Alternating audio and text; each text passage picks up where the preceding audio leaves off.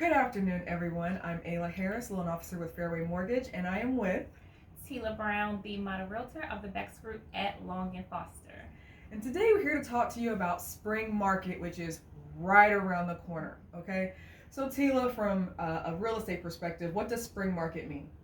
So a spring market is when sellers prepare their homes and put their homes on the market for sale. Buyers come out in droves, look at the inventory, and they choose from what is there. So it's pretty much a thing where it's a concentrated area or time frame when sellers are really putting their homes on market because they know that the weather is getting better. People are going to be preparing to move school districts because they want children to be in better schools, or they have a new job coming up during the fall and they want to start to prepare to purchase before then. So it's just a concentrated amount of time for home selling and purchasing.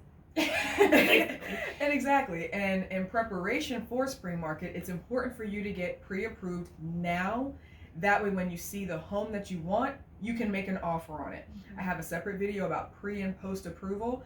And basically in that video, a buyer came to me saying, Ayla, I found a house. And I had to tell them they couldn't buy it because they weren't, they couldn't, in their particular case, they couldn't buy it. So it's really important that you get pre-approved. We have those conversations. You know exactly where you stand financially as it pertains to mortgages. That way Tila can write a strong offer for you based on your situation. And I'll add to what a pre-approval does. So it's basically a check saying how much money you have to purchase a home. So without the pre-approval, you don't want to be shopping too high where you can't afford it or too low where you don't find homes that you're really interested in because you haven't really taken the time to get pre-approved by Ayla so that you have your check of how much money of a home you can purchase. Exactly. So, what are some things that you believe we should expect in the 2022's spring market? We have plenty of home buyers. Okay, we don't have much in the way of properties, and I don't want to get too into the market because things change so quickly. So by the time you see this video, it may have changed. I don't want to provide inaccurate information, but trends with rates are going up. That's really important for you to understand that they're going up.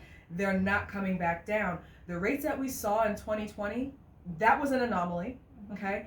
That was, the pandemic, the Pandora, that was the whole situation. 2021 rates were, trending upwards, but they were still historically low, But right now, we're getting back to where rates were pre-COVID. We're getting back to normal. So get while the getting is good before rates get even higher, okay? So to give you some perspective on this, in the 80s, rates were in like the low teens. So you could get a rate between 10 and 13%. And now, I know y'all, I'm an elder millennial, the Gen Xers, y'all could never fathom. But ask your parents, ask your grandparents what rates were like when they first bought their homes. Rates have slowly been trending down over the years. Pre-pandemic, we were in like the 4s, 5s-ish range. Then we dropped to the 2s, shot up to the 5s with all the refis, and then we went back down to the 2s, and then have slowly been climbing up. Right now, rates are between 3.5% to 5% for traditional lending. For non-QM products, portfolio products, that's a little bit different. So if you don't know what that means, we'll do a separate video. So I shouldn't be too technical. But for unusual, non-traditional circumstances for mortgage financing, that's what that means. But we're still way lower than we've ever been historically. Not as low as the pandemic, but we're still fairly decent. So still, seriously, get one. So now we're going to get back to talking about the spring market. From the lender side, how should buyers be preparing for April through August to purchase their home? Well, that's spring and summer market, Tila. Well, for spring market, because spring kind of slides into summer. I'm gonna say save all your money. Okay, when one of my clients places an offer on a home, Tila would call me and say, "Hey, we wrote an offer for XYZ. Can we get an estimate?" I send the estimate out. She needs the numbers for the financing addendum. The buyer needs to know what the rate is as of that day, what the payment is, what the cash to close is. And when you are writing an offer. If you are using some sort of down payment assistance program, that's fine, but some programs cannot close in 30 days and others can if you qualify for them. So if you're writing an offer where you need 45 days, the seller may not really, that's not as competitive of an offer as a 30-day offer or a 25 or a 21-day offer. Okay, that's critically important. So save your cash. Now is not the time to go ball out with your refund checks. Yeah. Now is the time to scrap and save every penny so you can write a strong offer so we can close as quickly as possible. That is really winning offers right now. And listing agents will call me to vet the offer to make sure that I did my due diligence. Okay, like they're supposed to do that. Yeah. If we are asking for seller credit, it's just not as competitive. We have buyers out here buying homes in cash, okay? And that may not be your predicament, your set of circumstances, but if we want to compete, save your money. Save. I'm glad you said compete. Yes. Because we already know that there's not a lot of inventory for all the buyers that are already on the market and that are coming to the market. So how else can we make sure that they're competing besides saving their money? Managing your credit well. So let me explain why. So when it comes to your loan, there's 4 things that are primarily involved. There's your credit, your employment, your income, and your savings. Okay. Most people have been on their job for 2 years or have a 2-year work history, and as a result of their employment, they have income. Okay, that's kind of set in stone. But the higher your credit score, it means you have different financing options available to you. Okay, one of them is called conventional, also known as Fannie Mae, Freddie Mac. Then there's FHA, there's VA, and USDA. What I'm speaking of right now is FHA versus a conventional loan. Government, FHA, VA, and USDA appraisals are more strict than conventional appraisals. And so from a selling perspective, if they can secure a buyer that has conventional financing, that appraisal is going to be less strict, meaning they're more likely to get through the lending process, meaning the seller's going to close on the house with less money out of pocket. That appeals to sellers. Now, not everybody applies approved for a conventional loan because it's far more strict. But nevertheless, if your credit score is high enough, let's shoot for a conventional loan to have an easier appraisal because sellers like that. Absolutely. And when we're making offers, they're looking at the offer price, they're looking at the financing, and they're looking at how many days it's going to take for them to get their money. So it's kind of like you're dating the seller. So like you're out here going in front of a seller in it's like speed dating. Everybody wants this catch, which is the seller, and all the buyers who are the ones doing the speed dating are in front of the seller, and they're looking at how well you are on paper to make that relationship happen so that they can sell their home. Exactly. That's a great analogy. I'm going to piggyback on that, and because she equated the negotiation process to speed dating, I'm going to equate the mortgage process to marriages. Okay? So when someone's talking about getting pre-approved, well, why do you need my W-2s from 2 years ago? Why do you need my taxes from 2 years ago?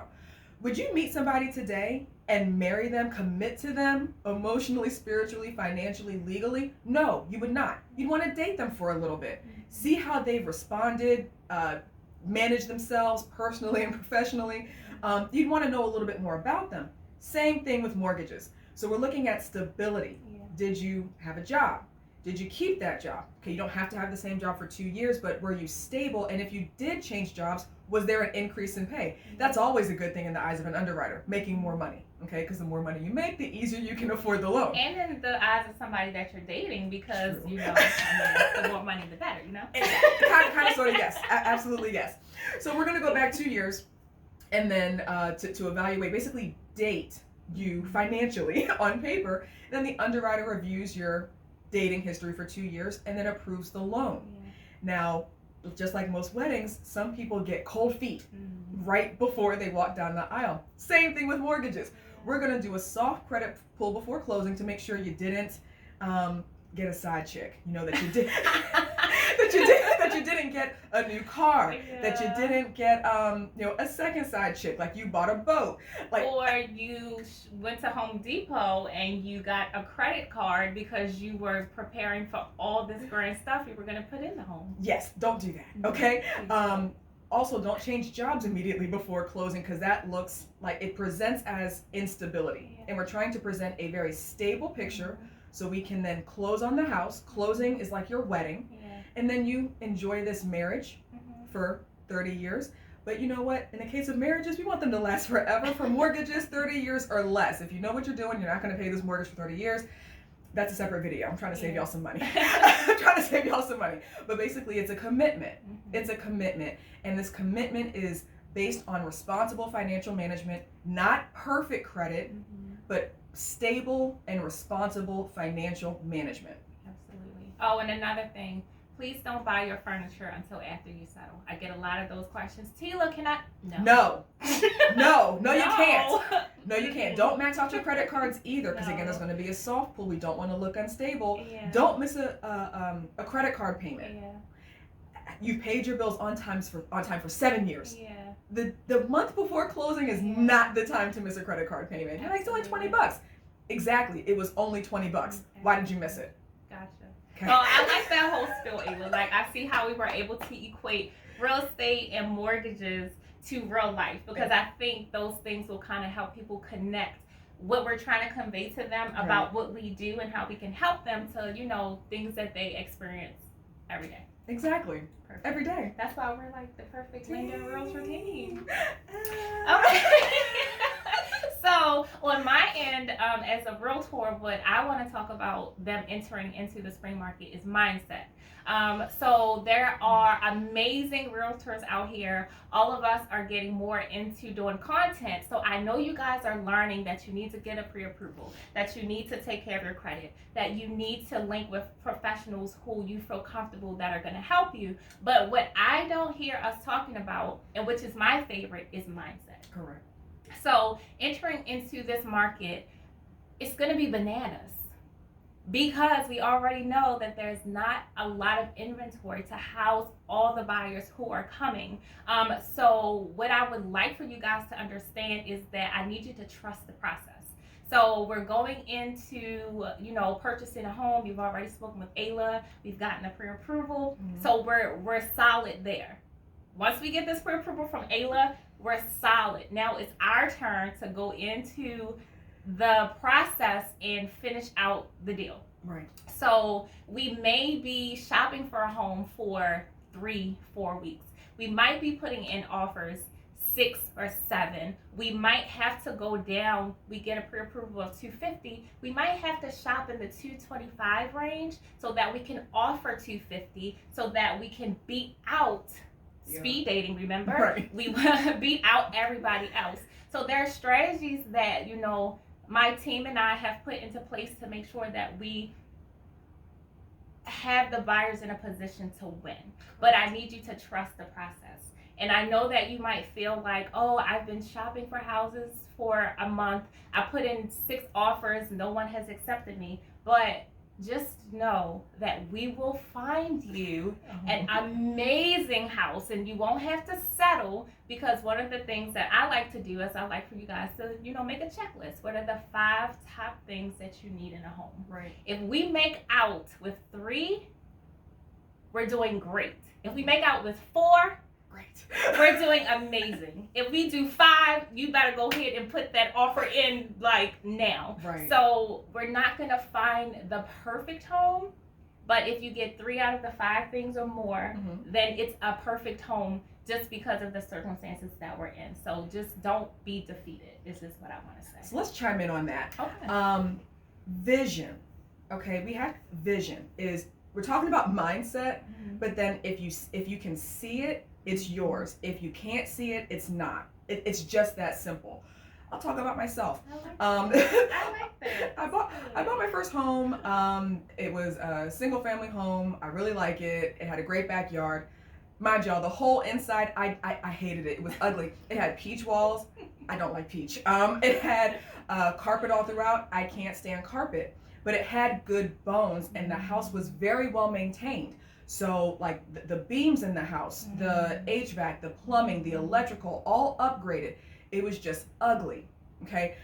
I did a renovation refi, so it's fine now. but I had vision, and I could have bought a house that was air quotes perfect, but then I would have paid way more for it.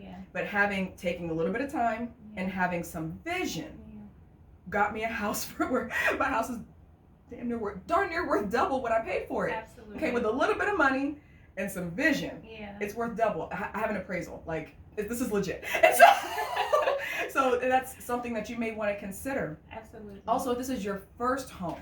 I was just gonna say that. If this is your first home, you may not live in this house forever. Okay. Even people with $1 and $2 million budgets, they walk into these $1 and $2 million homes and they're like, I'm gonna change that. So it doesn't matter what price point you're at, you're going to make this house yours. You're gonna put your stamp on it. Okay. So looking for the right light fixture. Don't lose out on a house for a $300 light fixture. Okay. I don't like the carpet. Change it. Okay. Things you wouldn't change. Location. Things you can't change. The size of the home. Especially if it's a townhome. You only got but so much space. So having some vision will definitely allow more homes to be available to you. Absolutely. That way you can make make a decision based on your vision. Based on your vision, not based on your vision. Okay, that's really, really, really important. And I'm speaking from experience. I'm not just talking a good game. I've lived it. My house is worth double what I paid for it. So nice. That's important. And I can piggyback off that. When we bought our first house, and you guys know I've said this before, it wasn't, y'all know I'm grand. It wasn't I do have 4 bedroom, but it wasn't my 4 bedroom with the pool in the back. It wasn't but all the accoutrement. Okay. All the fancy jazz. Yes. But I had to realize that at that point it was our first home, and we just weren't there yet. Right. So I had to realize where I was and make the best decision for where I was, and not continue to miss out on where I felt like I should be. Now that's something that we can do as our step up home when we move you up in 3 to 5 years. But first we have to get into the first home so that we can become financially stable with our purchase to create that generational wealth. That part. I have nothing else to say. On that? I have nothing else to say. That's literally it. You can't play the game if you're not in it. So you can't win at real estate if you don't own property. Okay? This is not your forever home. I'm not saying live in the worst home, in the worst neighborhood. And also something to consider for first timers. I don't want to say you. I'll speak to myself because I was in this position at one point in time. I cannot compare where my parents are to where I was in my late 20s, early 30s. Okay, they've got 20 some years on me. So the way that the lifestyle I was accustomed to is not something I could afford at that time. Okay, so don't compare someone's finale to your beginning or middle. That is really important. That's so good. My dad's house, I can't spit it. Long story short, it's a grand home. This is really important. And my first home is not grand. Okay, it's a home, I could afford it. It's I can easily maintain it. I don't have financial pressures with this home. And over the course of a couple of years, it doubled in value. So, but if you asked your dad where he started, he would probably tell you he had to start where somewhere. You are right now. Almost. Exactly. Yeah. And we don't always want to hear that. Like we see the fancy and the schmancy, and if you can afford it, great. But if you cannot literally afford it, do not compare. I'll say it one more time. Do not compare your beginning to someone else's ending. Absolutely. They might have 15, 20, 30 years on you. Absolutely. Okay? Something else to consider. If your grandma bought her house in the 70s, homes didn't cost $200,000. The home that cost $200,000 today was like 70 back then. Yeah. Okay? So when someone who's seasoned provides advice, listen. Listen. Absolutely. But also put it in context. They have experience you don't have. Listen to them. Because I'm telling y'all, I give the same advice. Let's say I'm talking to somebody who's 25 to 35. Okay, they're buying their first home. And they're like, well, I'm not really sure. I'm like, well, get your parents. Like, bring them to this conversation. I want to speak with your parents. Not because you're not an adult, but because you don't know. You don't know what you don't know. So they're over here asking questions, and I'm answering them. The kid's like, no, my client, He's like, I don't know what this means. Let me explain it to you. Grab a pen. We're going to do the math. We don't have to hope and guess. We're going to do the math. And then you have confidence. You're not doing this alone. It's a big purchase. The process is easy, but the gravity of what you're doing is significant and it's important. Okay, so get help. Get help from homeowners. Yes. Okay. And we're homeowners. That part. So not to cut you off, but I did want to also talk about when you said listen to others, and sometimes you need to stop listening to others. So we're gonna go a little in on this conversation because we want to make sure that you guys are ready to enter this market. And even if you're not ready and we're gonna enter you in the market next year, we want you guys to, be mentally prepared to what to expect. So when I say not listen to others, when you tell someone sometimes that you want to purchase a home and they start to give you the negative connotations, or they want to talk about when they purchased and all the troubles that they experienced, or you're not ready, or you can't afford, we know. We've had these conversations, we've heard these things. All of them. All of them. So what I would like for you guys to do is just pay attention to what is being said to you when you're having those conversations with others about purchasing a house.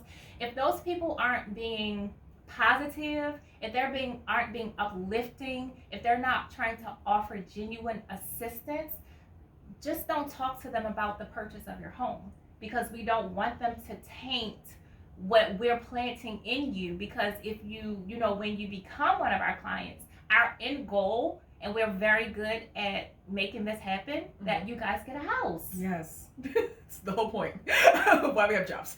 Right. So you say you want a house, we're going to get you the best house that we can find you with what you're looking for, with what you can afford. So we just don't want you to be, what's the word I'm looking for? Discouraged.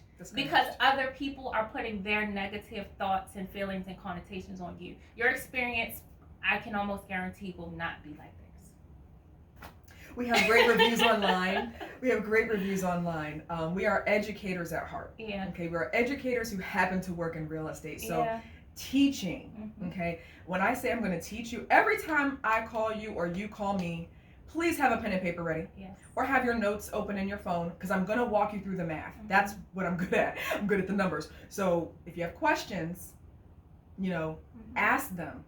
We're here to help you secure property and have a vision for what you're trying to achieve. Not just this purchase, but what does this purchase mean? It means you're going to have this home, you're going to raise your kids here, you're going to have memories. If you don't have the kids, you're going to party in this house. You are going to build equity either way. You're going to build wealth. It's one of the many ways that you can do it. Okay, you got to pay for shelter some type of way. Buy a home. And why not make it your own, so that you're getting the equity out of it instead of just paying rent and you're getting nothing back. That part. So I think this is the end of the video. But before we go, listen, y'all. Last Saturday, Ayla and I were at the same event. We were at the Live Baltimore trolley tour, and we were inside of the auditorium, and we both had our own tables, and we didn't know that we were both going to be there. No, we didn't know. So I'm talking to people, and then Ayla just pops up, "Hey, Taylor." I'm like, "Oh, hey, Ayla's here." So a few, maybe an hour goes by, and I'm talking to a couple. And then out of nowhere, Ayla comes up and she's like, "Yes, I'm so glad you're talking to Tila. She is so amazing. She will definitely be able to work with me to get your purchase. I'm so glad you guys are talking to her. She is the best. Put your information down on the paper." I did. Because when your agent and your lender have a good relationship, it's not a simple matter of getting to the table. It's the experience that you have. Let me give you an example. We actually have good transactions. So let me use someone else's example. But let's give you a scenario. Let's say something goes left. Not you did anything wrong. Not that my math is wrong. Nothing's wrong with the house. Let's say something's wrong with the seller. Okay? Something's wrong with the seller. They can't sell the property for whatever reason. Lien comes up. Judgment comes up. Something else comes up they weren't aware of. When I learn about this, and when Tila learns about it, we're going to have a conversation. So this is the problem. Here's how I think that they can fix it. Tila will reach out to the listing agent. Here's our solution to the problem. and then we will inform you, hey, something happened, but we have a solution. Okay, so we are never going to call you with a problem that we don't have a solution for. That's really important to work with people who are problem solvers. When things come up, and things do come up, okay, that are beyond our control. Let's say lien cert.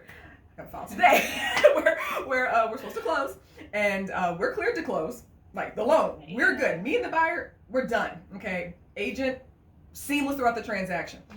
But we don't have a lien cert because this particular county is behind with processing lien certs. No one's really at fault. It's just a circumstance. I get the phone call. I call title with timeline. Okay, boom, the rate is good. Buyer, here's a problem. Here's a solution. Your numbers don't change. We're closing in 3 days. Okay, that's really important to work with people who can address and resolve problems. Should they arise, there may not even be any problems. You might have a smooth process.